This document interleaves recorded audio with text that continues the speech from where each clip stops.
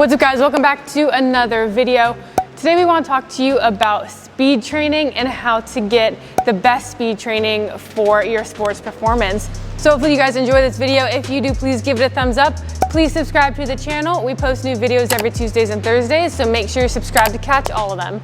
All right, so when it comes to speed training for most sports, and I don't mean, track and field, those types of sports. I mean your team sports, your intermittent sports, if you will.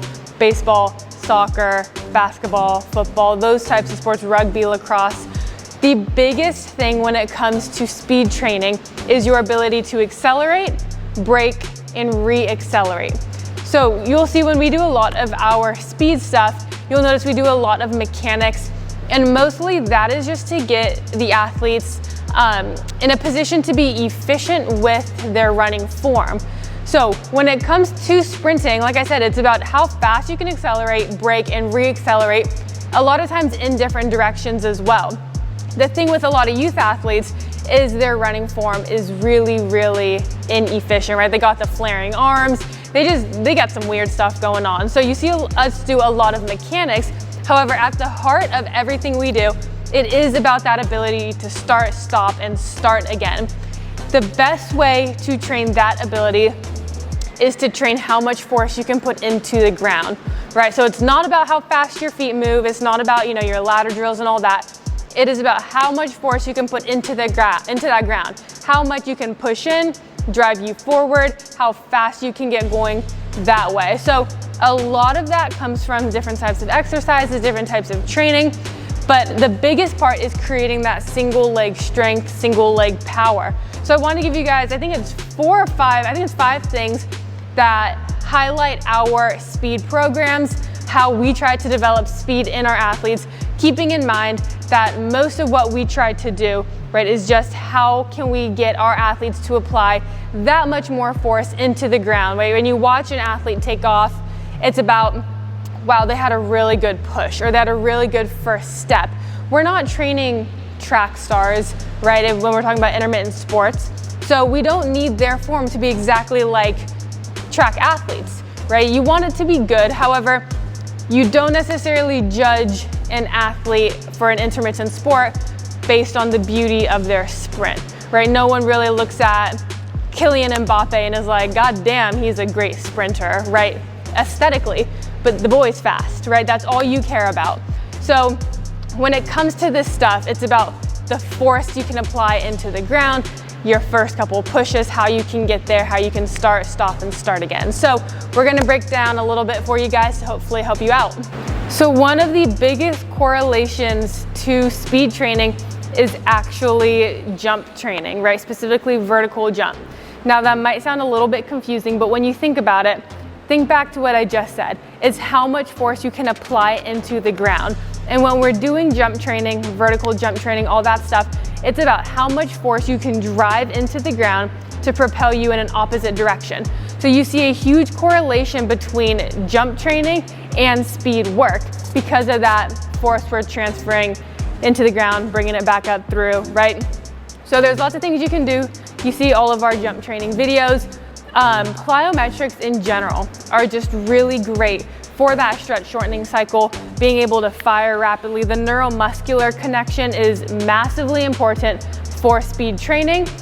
So any type of plyometric that requires, right, anything is like the stretch shortening cycle requires that stretch into that contraction really fast. That is all great for power production or fast force. The more force you can put in, faster. So a huge component for us when we're building speed is actually jump training. Actually, one more thing real quickly on plyos, going back to the different forms, right? So accelerating, decelerating, and then accelerating again for the start, stop, start.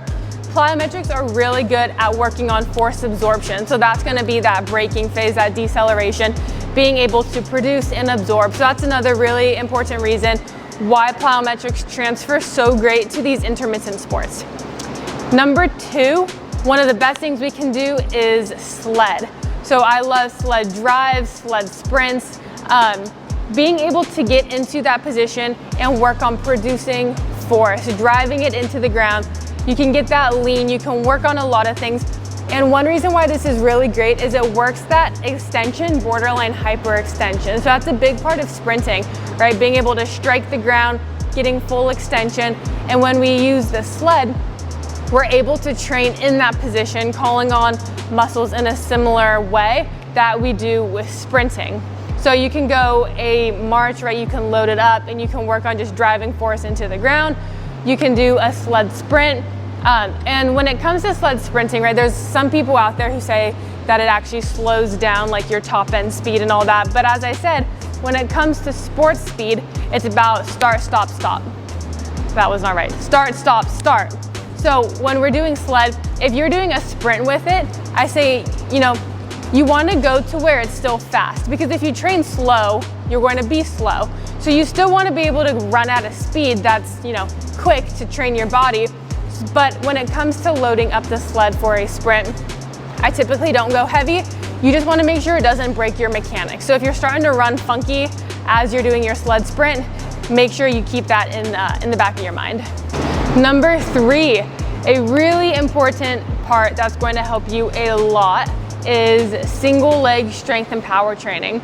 So doing something like a rear foot elevated split squat, a single leg box squat, a single leg squat, making sure you work that knee dominant, hip dominant exercises, that is going to help so much, because going back to how much force you can apply into the ground, right? We're going one leg at a time when we run. It's one leg producing, the next getting ready. So the more single leg force we can put into the ground, the more speed we're gonna generate, right? The faster we're gonna be able to be, the quicker, more force, you can go out a little bit more. So make sure you're really working on your single leg stuff. Bilateral training is very important too, but you do really need to make sure that you're working on that single leg strength, so that when we come together in a sporting movement, you're gonna really see the effect. Number 4 has to do with movement patterns and mechanics. So one of the biggest things to having, fast couple first steps and that quickness right off the bat is if you can get great extension, right? We don't want to be flexing our spine. We want to be extending through the hips. So that's a huge difference that a lot of youth athletes don't do properly. A lot of people, as they sprint, right, instead of getting like extension here and then that knee up, it's kind of hard to do when you're just standing, right? Instead of getting here, a lot of athletes try to compensate by going here. So they think they're leaning, right, as they're just flexing here. So spinal flexion is not what we want. We want extension, not flexion of the spine, if that makes sense. So doing things to work on that, sled is a great way to do that.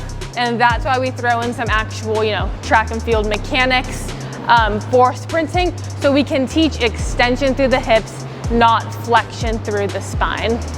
Last part of this, you hear me talk about this all the time, a very big part is the foot and ankle strength we have. That is the final part, right, where the energy we produce goes through our foot and our ankle into the ground, and it's the first place where it's transferred back to propel us. So if we have weak feet, weak ankles, a lot of that energy is going to dissipate.